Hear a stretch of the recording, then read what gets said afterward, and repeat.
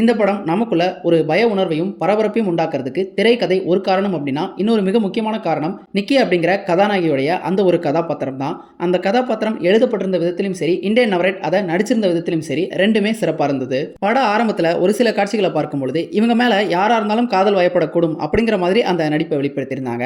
ஆனா கதையினுடைய அந்த முக்கிய திருப்பத்துக்கு பிறகு அவங்க கொஞ்சம் கொஞ்சமா அப்சசிவா மாற ஆரம்பிச்ச பிறகு அவங்களுடைய உடல் மொழியிலாகட்டும், உரையாடல்களை வெளிப்படுத்தக்கூடிய அந்த விதமாகட்டும், முக பாவங்களாகட்டும், இதுல எல்லாத்துலயுமே பார்த்தீங்க அப்படின்னா, ஆரம்ப சில காட்சிகள்ல பார்த்த அந்த நிக்கிலேருந்து வேறுபடுத்தி ஒரு தனித்துவமான ஒரு பெர்ஃபார்மன்ஸ குடுத்திருந்தாங்க.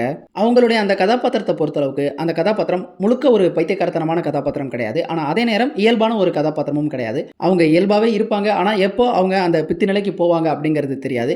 இந்த ஒரு அம்சம் பார்வையாளர்கள பரபரப்பிலே வச்சிருக்கிறதுக்கு உதவி இருந்தது. அவங்க இப்ப மாறுவாங்களோ, அப்ப மாறுவாங்களோ அப்படிங்கிற அந்த ஆன்டிசிபேஷனே இந்த திரைக்கதையில ஒரு பலமா இருந்தது. கிட்டத்தட்ட எப்ப வேணாலும் வெடிக்கக்கூடிய ஒரு கன்னி வெடிய நம்ம பாக்கெட்டுக்குள்ள போட்டுட்டு சுத்துற மாதிரி தான் அது இருந்தது.